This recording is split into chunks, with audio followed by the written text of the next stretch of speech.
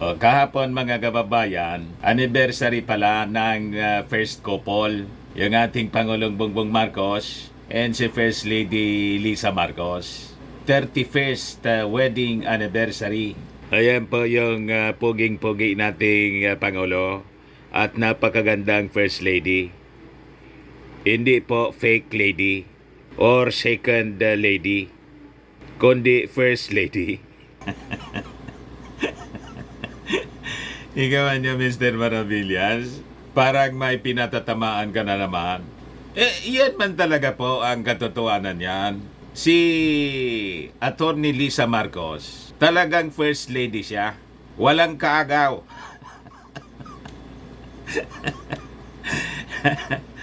O diba? Bakit niya, Mr. Maravillas, sino yung presidente na may Yung kinukumpir nila mga kababayan, si First Lady Lisa Marcos, doon sa mga naunang presidente mga kababayan, na yung asawa daw, hindi nangingialam. Unang-una si Pinoy, wala mang asawa. Di ba? Yung sumunod kay Pinoy, sino niya yung sumunod kay Pinoy? Si Maudigs. Wala man first lady yon, mga kababayan. Yung yung first lady niya pinalitan. O di ba? Pinalitan ng second lady. So nakakalito. O di ba? Kaya walang comparison mga kababayan sa ating first lady. Ng totoong First Lady Lisa Marcos. Ayan po, sabi rito ng isang nag-post, Hanilet kept the distance and allowed the President to shine and be recognized for his own merits. She never spoke on his behalf. Neither did she get in the way of government dealings. Phila might be the Achilles heel of this administration, making the president look weak and not in control. Yung premise ninyo ng kwento, malabo man po. Wrong narrative. But before natin pag-usapan mga kababayan itong ating First Lady, sabi nga natin sa mga previous videos natin, isang beses pa lang na nagpapa-interview kay Katunying, ang dami na agad na naulol, nagkagulo, mga kababayan, parang mga palaka na natubigan. Umingay mga kababayan ng todo yung kaharian ng Finta Kingdom na dalawa ang reyna. Di ba, mga kababayan? But anyway, before natin ipagpatuloy yung ating kwentuhan, click subscribe muna dito sa ating YouTube channel and hit the notification bell para lagi po kayong updated sa mga kaganapan dito sa ating bansa. Like and share na rin po ninyo ng ating video at huwag na rin po ninyo na skip ang ating mga commercial ads para tuloy-tuloy lang ang pag-unlad ng Bagong Pilipinas. Sa mga naghanap ng malinis and spacious fitness gym, bumisita lang po kayo sa aming Colossal Fitness Gym. We also offer Grab Car Rental with our brand new 2023 model ng Toyota Innova. We also accept booking for those who are planning to travel via PAL, Cebu Pacific and other airline companies, local and international, and bills payment for Meralco Bills, PLDT, etc. Ang Colossal Fitness Gym is located at 3rd floor Security Bank Building, Lanco Business Park, Legazpi City, Albay. For inquiries, look for Chilon Maravillas, contact number 0966-802-0949. Lagi na pong matao dito sa amin. Ito naman po yung aming Innova. Na-set up na rin po yung aming mga bagong gym equipment. May treadmill na rin po kami. Ito naman po ang bago naming product na binibenta online, iGlow Serum. From South Korea po siya. Whitening po siya mga kababayan. Tingnan niyo yung epekto sa aking anak na architect entrepreneur. Sa mga inquiries ninyo, dumiretso na lang kayo sa kanyang FB, Riz Maravillas. Ito naman po, Firmax Firming and Lifting Cream. Pinapahid po sa mga pulses in affected area. Mainam po ito sa paninigas ng mga kaso-kasuan. Ito naman po, Automax Radiant Serum. Sa mukha naman yung application. Anti-aging po siya. You will look 10 years younger than your age. Sa mga cancer patients naman po, baka lang gusto ninyo itong itry. Ngayon siya red mixed fruit drink. Iniman po siya gamot, food supplement siya. Kaya lang, gawa siya mga kababayan sa goji berry. Yung goji berry may anti-cancer properties. O yung mga inquiries ninyo, dumiretso na lang kayo sa aming messenger sa Facebook para masagot namin agad. Ayos pa, di balikan natin yung mga kwento rito. Kasi 31st anniversary, wedding anniversary ng ating Pangulong Bongbong at si First Lady Lisa Marcos. Ngayon, nag-post sila ng napakagandang picture. Umatake na naman po yung mga inggitiro. Nainggit sila sa ating first couple mga kababayan kasi yung ating first couple, model family po. Napakasaya mga kababayan yung kanilang pagsasama. Kaya yung mga haters mga kababayan, laging may mga sinasabi kasi nga yung kanilang iniidolong pamilya, wasak. O diba? Malayo sa pamilya Marcos. Ang Marcos family po ang model family. Totoong may pagmamalaki ng ating mga mamamayang Filipino kasi sila po buo. Sabi nga natin mga kababayan, paano mo maimamanage ng maayos, mapapatakbo ang isang bansa para yan sa church? Kung hindi mo nga maayos yung pamilya mo, di ba? Yung pamilya Duterte po, kaya hindi po maayos eh. Hindi napalaki ng maayos. Tama po? Kaya tingnan ninyo yung kanilang pag-uugali. Asa pa kayo na maayos nila yung ating bansa? Kaya po tingnan ninyo yung previous administration. Malayo po sa administrasyon ng ating Pangulong Bongbong Marcos na maayos yung pagpatakbo. Kasi nga po, yung previous administration, si Mau Diggs, hindi nga naayos yung kanyang pamilya. Pagkatapos maayos yung ating bansa, asa pa kayo? What about si Inday? Nakita ninyo yung pamilya ni Inday? May picture man lang po si Inday na kasama yung asawa? Oo nga niya, Mr. Maravillas, ano? Never pa na pinakita ni Inday na kasama yung kanyang asawa? So ano yan? Tama po? But yung ating Pangulong Bongbong Marcos, mga kababayan, may maayos na pamilya. Ayan pa, very sweet. Sabi dito sa post ni Mrs. Lisa Marcos, spending quality time in celebration of our 31st wedding anniversary. La Union, Philippines, April 21, 2024. O, di ba? Fresh na fresh po yung ating Pangulong Bongbong Marcos at si Mrs. Lisa Marcos. So naulol naman po yung mga inggitiro sa ating first couple. Kung ano-ano naman po yung mga pinagsasabi. Ang ganda naman ng description dito ng Philippine Star. First Lady Lisa Araneta Marcos shared a lovely photo with her husband, President Ferdinand Bongbong Marcos, as they mark their 31st wedding anniversary in La Union on Sunday. So, 31st wedding anniversary, mas matagal pala kami, mas nauna pala kami, mga kababayan, na nag-asawa ni Mrs. Kaysa sa ating Pangulo, kami 34th anniversary na. So, makikita ninyo ang magandang relasyon ng mag-asawa. Nasabi nga natin, a model to all Filipino families. Kaya po, dahil maayos nila na naitaguyod yung kanilang pamilya, maayos po yung kanilang pagpapalaki sa kanilang mga anak na magiging maayos na mga future leaders natin. Tama po? Kasi po, ang maayos na bansa po, nagsisimula po yan sa maayos na family. Tama? Kasi po, sabi sa itinuro sa atin, elementary pa, family is the smallest unit of our society. Kaya importante yung pagpapahalaga sa pamilya.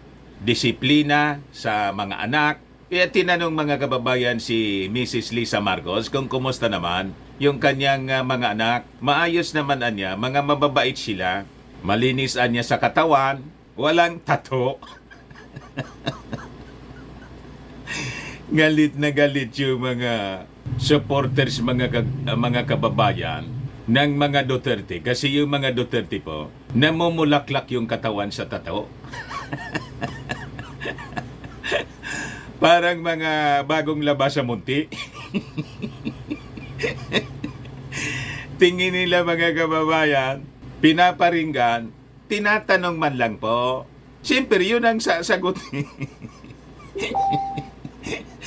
Yun ang magiging sagot ni Mrs. Lisa Marcos. Kasi tinanong ni Tunying kung kumusta yung mga anak. Maayos naman na niya. Wala silang mga tato sa katawan. Mababait niya. Hindi ko pa niya nabalitaan na may binugbog sila. Lalong naulol po yung mga supporters ni Maudix at ni Inday. Kanya-kanyang atake po. Tingnan ninyo naman po ang itsura ng mga anak ni President and First Lady Lisa Marcos. O, di ba?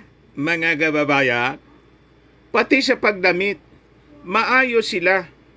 Parang mga tawag dito, parang mga K-pop artist.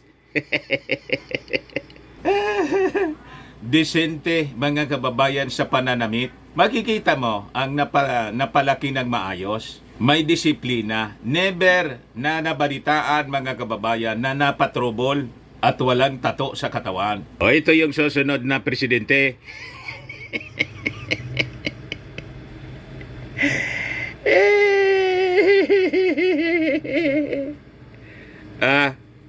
Nakita ninyo ang resulta ng hindi maayos na pagpapalaki ng magulang.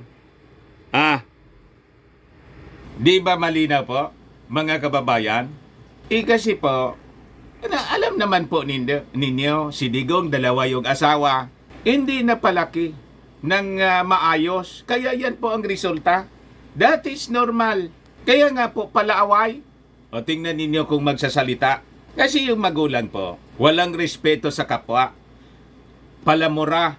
Sabi nga po ni dating Senador Laila de Lima, nang kunan ng reaction doon sa statement ni Mrs. Lisa Marcos na si cross the line niya. Yung tatay niya, sabi ni de Lima, walang linya-linya doon. Walang boundary. Walang ethical standard na sinusunod. Tira lang ng tira. Kita ninyo? Gusto ninyo na ganyan ang susunod nating mga leaders na experience na po natin? At tingnan ninyo yung nangyari sa ating bansa. Kaya nga po siya hinahabol ng ICC. At tingnan ninyo yung hinatnan, pati ng kanyang mga kaibigan tulad ni Pacquiao. Kasi nga po, birds of the same feather flock together. Walang pagrespeto sa batas. Kaya sabi ni yung latest ngayon na balita, nanawagan uli po si Risa Ontiveros, senadora, sa PNP na seryosohin yung paghahanting kay Pacquiao at iharap sa Senado. At may pending, existing din siya na warrant of arrest sa korte. Tingnan ninyo, mga kababayan. Ito yung gusto ninyo na maging mga susunod na Pangulo? Sabi ng nag-react dito, si Lisa Ligarda, kapag ito ang nakasalubong mo sa madilim na lugar, magtatatakbo ka talaga ng tititili sa takot? Ito po, tingnan ninyo, clean cut. Very clean, mga kababayan. Kaya sabi ng nag-react dito, mga disenteng tao, mga mabubuting anak, mga magagalang at mapagmahal sa magulang. Kasi nga po, napalaki ng maayos, buo yung pamilya. Yan po, tingnan ninyo naman Pagkatapos, i-accuse lang ng dating Pangulong Maudix na mayroon tayong Pangulong adik, bangag. Tingnan naman ninyo kung may mga sinyales na nagagamit ng pinagbabawal na gamot. Malayo po, mga kababayan. Ito. Sabi dyan, Duterte case sparks debate. Na-report pa, Philippine Star, BBC, The Independent. During the campaign yata yon mga kababayan. Tingin ninyo, nasa tamang katinoan? Kayo na yung humusga, mga kababayan. Kaya pati yung mga supporters nila, pari-pareha sila ng pananaw. Hindi maayos yung kanilang pananaw sa buhay. Tingnan mo to, mga kababayan. Sabi dyan ni Mr. Sasot, nag-react siya kasi nang sabihin ni First Lady Lisa Marcos na siya is a guy. Di ko niya alam na lalaki pala niya yan. Ngayon, rumishback si Sasot dito. Pinost niya 16 hours ago. Sabi niya, and you are a First Lady? Yan naman ang problema dito. Sa itsura, matanda naman talaga. At lahat mga kababayan, lahat ng tao tatanda. Pero ito, at least, totoong First Lady. Ito, fake lady. Di ba, mga kababayan? Tapos sabi rito ng isang netizen, lakay, parang troll ito mga kababayan. Hanilet kept the distance and allowed the president to shine and be recognized for his own merits. She never spoke on his behalf, neither did she get in the way of government dealings. Fila might be the Achilles heel of this administration, making the president look weak, not in control. Gusto ninyo kasing palabasin si Mrs. Lisa Marcos, yung nagdidikta. Yun na nga po yung in-address doon sa interview ni Katunying. Kasi yan ang mga sinasabi ng mga marites na vloggers. Under desire daw mga kababayan, yung ating Pangulong Bongbong Marcos. Malayo man po, makikita naman po ninyo kung ano yung mga nangyayari. At saka si Hanilet po, di man pwedeng maging First Lady at mangialam. Wala siya sa lugar. Alam naman natin na pangalawang asawa, mistress po, mistress. Querida, naintindihan na ninyo, kabit. Mabuti nga, mga kababayan, siyempre, alam naman ni Hanilet ang lugar niya sa buhay ni Digong. Siyempre, mananahimik na lang po. Kasi pag hindi, ang magwawala yung mga anak ni Digong mismo sa unang asawa. Di ba? Naintindihan na ninyo? So malayo, mga kababayan, na magkaroon ng comparison yung dalawang family. Kasi yung nauna, yung previous administration, walang maayos na pamilya. Makikita namin ninyo, wasak yung kanyang pamilya, and then so, yung kanyang mga anak, hindi na pa laki ng maayos. Kaya tingnan ninyo, pati sa kanilang mga pananalitang kanto. Tingnan naman ninyo sa kanilang mga itsura. Mag-behave sila, mga basagulero. Napakalinaw, mga kababayan, sa mga itsura pa lang, malayo. So kung ano yung kanilang makikita natin sa kanilang itsura, iyon na mismo ang minamanifest ng kanilang mga pag-ugali. Walang breeding na maayos, mga kababayan. Paano natin iasa ang ating bansa sa ganong uri na mga tao? Yan ang question. Malaking katanungan, mga kababayan. Gusto ninyong maayos na bansa, gusto ninyong ilagay na mga leaders, hindi nga maayos yung kanilang pamilya. Paano mo maaayos ang bansa na pamilya nga lang, the smallest unit of our society, hindi mo naayos? Naintindihan na ninyo, mga taga Finta Kingdom, balibasa mga kulto kayo. Ang kulto po, mahirap pa intindihin. Ngayon, si Larry Gadon, mga kababayan, nagsalita na rin. I support niya First Lady Lisa Araneta Marcos. Sabi niya rito, of course, masakit talaga. Ayon, dahil unang-una, si First Lady ay nakita niya kung paano ang hirap na ginagawa, ang sakripisyong ginagawa ni President Bongbong Marcos upang maisaayos ang ating mga suliranin, ang tinatahak nating mga challenges dito sa bansa, and still mirong mga tao na supposed to be ay kasama nila at nag-cooperate sa kanila, and tinatahak yung parihong direksyon ng gobyerno. Italiwas naman ang ginagawa. You see, mga kababayan, pakinggan natin yung kanyang sinabi, mga kababayan. Madali lang po. Ulitin natin mga kababayan yung i-replay. I sympathize with First Lady Lisa Araneta Marcos. I understand how she feels dahil kasi yung mga pangyayari ngayon at yung mga nakaraan pang mga pangyayari ay talaga nagpapakita na masakit para sa kanya dahil unang-una itong sukdulan, itong nangyari sa Tagum kung saan yung sinasabi nila na peace rally and prayer rally, hindi naman ganun ang kinalabasan, kundi naging destabilization rally. Dahil na, saan ka ba naman nakakita na prayer rally, pero kung ano-anong masasama pinagsasabi nila against President Bongbong Marcos and kay First Lady Lisa Araneta Marcos. Of course, masakit talaga yon dahil unang-una, si First Lady ay nakita niya kung paano ang hirap na ginagawa, ang sakripisyong ginagawa ni President Bongbong Marcos upang isaayos ang ating mga suliranin, ang tinatahak nating mga challenges dito sa bansa.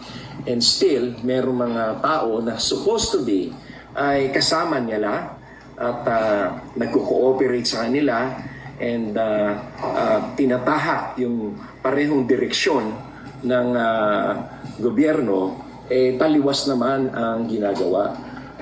Siguro, I would suggest na si Vice President Inday Sara, na kaibigan din natin at kasama ko sa campaign, mag-re-examine niya yung kanyang posisyon sapagkat the Vice President should be one with the President in facing the challenges of our country. Magka-unity dapat yan ay samahan niya ang Presidente, hindi taliwas sa pagpapakita ng suporta.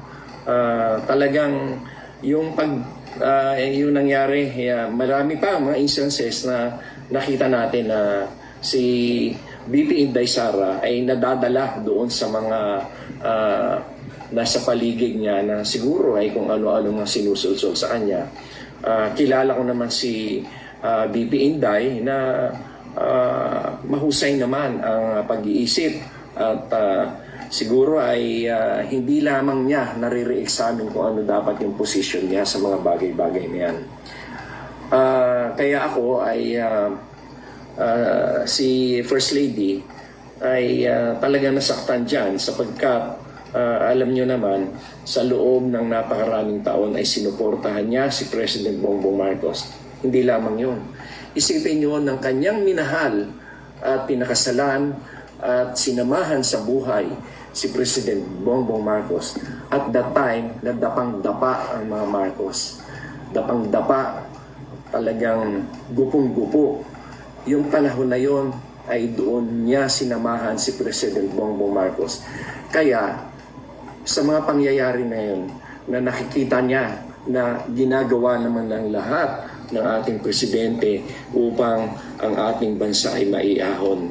At merong tao na dapat ay kasama niya sa pagbabangon ng ating bansa ay yun pa ang nakikita na tumataliwas dahil sa mga pangyayari, mga sulsul, mga kung ano-ano, mga plano ng ibang tao na sa paligid niya. Kaya ako ay sympathize with First Lady Lisa Araneta Marcos. Ayan po mga kababayan, malinaw ang mensahe ni Gadon. So si Atty. Gadon ay parang binibigyan pa niya ng chance si Inday. Pero si Mrs. Marcos, hindi na po. Bad shot na po si Mrs. Marcos. Sa tindi, mga kababayan ng mga ginawa sa kanyang asawa ng tatay ni Inday. At si Inday sumama not once but twice doon sa mga rally na hindi naging prayer rally na nga yung tawag ni Atty. Larry Gadon, yung prayer rally niya sa Tagum, kahit yung dito sa Maynila, sa Liwasang Bonifacio, hindi prayer rally kundi destabilization rally. Talaga pong sino man po ang First Lady ang hindi masasaktan sa ganon. Pagkatapos sasalubong pa si Inday sa ating Pangulo pagdating Matapos mga kababayan na pumunta siya doon sa rally na nananawagan para sa resignation ng kanyang asawa. Di ba? Ng ating Pangulong Bongbong Marcos. Ayan man lang po. Ako po si Dante Maravillas. Bye-bye. God bless.